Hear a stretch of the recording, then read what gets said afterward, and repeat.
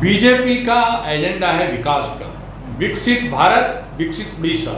जिस तरह देश में 10 साल के अंदर इतना विकास किया जो 60 साल में नहीं हुआ, और ये उदाहरण है, चाहे वो रोड्स का मामला हो, जब मोदी जी आए थे केवल 9 से 12 किलोमीटर प्रतिदिन सड़क बनती थी, आज 29 से 36 किलोमीटर बन रही है। उस समय भूतल परिवहन मंत्रालय का बजट 33,000 करोड़ का था, आज 2,70,435 करोड़ का है। किसानों को किसान सम्मान निधि 1/3 किसानों को यहाँ नहीं मिल रही है। तमाम देश में किसानों को किसान सम्मान निधि देने का काम किया गया है। किस लिए किया गया है कि भ्रष्टाचार केंद्र में नहीं है, पारदर्शिता है। तो पहले फेज का भी परिणाम आप देखेंगे, जो चुनाव हुआ है आज का भी, भारतीय जनता पार्टी उड़ीसा में स्पष्ट बहुमत के साथ सरकार बनाने जा रही है, और केंद्र में भी हमारे करीब 21 में से 18 लोकसभा सांसद जीत के आएंगे। और कारण है कि जनता में परिवर्तन है, जनता परिवर्तन चाहती है।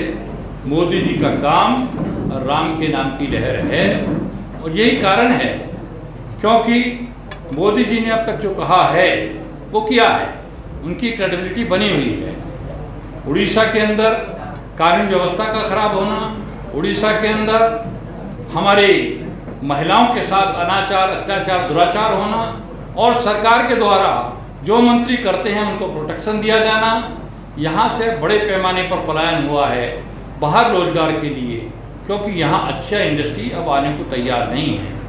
साथ ही जो केंद्र के लाभ हैं उसको अपना बता के ये चलते थे, अब ये एक्सपोज हो गए हैं।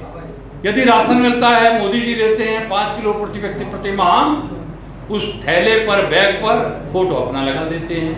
यदि आवास मिलते हैं, 30 लाख मकान मिले हैं, और मोदी जी देते हैं प्रधानमंत्री आवास योजना में, ये कहते हैं तो हमने आवास दिया है, लोगों को गुमराह करने का काम करते हैं। कुछ अपात्र व्यक्तियों को दे देते हैं, पात्र व्यक्ति जिनके पास मकान है उनको नहीं मिलता।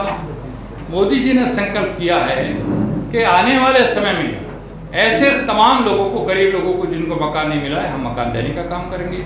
उड़ीसा में हमारी सरकार आने वाली है, तो ये महिलाओं के लिए 50,000 रुपये का कूपन सुभद्रा योजना के अंतर्गत देने वाले हैं, जो 2 साल तक वैलिड रहेगा। साथ ही 3100 रुपये क्विंटल चीनी, हमारे धान का दाम देंगे, जो पेडी है। अभी तक क्या हो, किसानों को धान की खरीद में कटनी, छटनी और बिचौलियों के द्वारा उत्पीड़न किया जाता है। जिसके यहाँ कोई धान पैदा नहीं होता, खाली बड़े खेत पड़े हैं, उनको टोकन मिल जाता है, छोटे किसान को नहीं मिलता है, वो मजबूर होता है 1,000-1,200 रुपये में बेचने के लिए। तो अब तमाम किसानों का 3100 रुपये क्विंटल में खरीदारी होगी। बीजेपी का एजेंडा है विकास का, विकसित भारत विकसित उड़ीसा। जिस तरह देश में 10 साल के अंदर इतना विकास किया जो 60 साल में नहीं हुआ, और ये उदाहरण है, चाहे वो रोड्स का मामला हो, जब मोदी जी आए थे केवल 9 से 12 किलोमीटर प्रतिदिन सड़क बनती थी, आज 29 से 36 किलोमीटर बन रही है। उस समय भूतल परिवहन मंत्रालय का बजट 33,000 करोड़ का था, आज 2,70,435 करोड़ का है। किसानों को किसान सम्मान निधि 1/3 किसानों को यहाँ नहीं मिल रही है। तमाम देश में किसानों को किसान सम्मान निधि देने का काम किया गया है। किस लिए किया गया है कि भ्रष्टाचार केंद्र में नहीं है, पारदर्शिता है। मोदी जी जब आए थे तो उससे पहले वर्ष का लास्ट ईयर था यूपीए का, 23,000 करोड़ का बजट कृषि का था, आज 1,25,000 करोड़ का है। कोई भी क्षेत्र लो, डबल इंजन की सरकार है तो डबल फायदा है। यहाँ तो आयुष्मान योजना भी लागू नहीं है। हमारी सरकार आने वाली है, तमाम गरीब लोगों को 5 लाख तक का मुफ्त इलाज की व्यवस्था होगी, और 70 साल से ऊपर महिला हैं या पुरुष हैं, गरीब हैं अमीर हैं, सबको मुफ्त इलाज की व्यवस्था करने का काम भी किया जाएगा।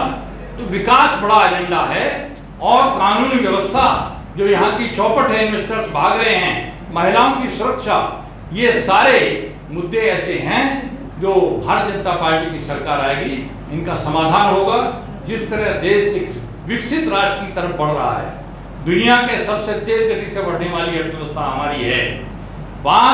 पिछले 10 वर्षों में 5 नंबर से हम 11वें नंबर से 5वें नंबर पर आ गए हैं, और 27 तक तीसरे नंबर पर आने वाले हैं। तो इसी तरह से हमारी सरकार यहाँ आएगी, 10 तारीख को शपथ लेगी, आप देखेंगे उड़ीसा की जो अस्मिता है, उड़ीसा का जो बंदा है कोई मोदी जी का कार्यकर्ता जो उड़िया भाषा को जानता है, उड़िया संस्कृति की रक्षा करता है, उड़िया अस्मिता को बढ़ावा देता है, वो यहाँ का मुख्यमंत्री बनेगा।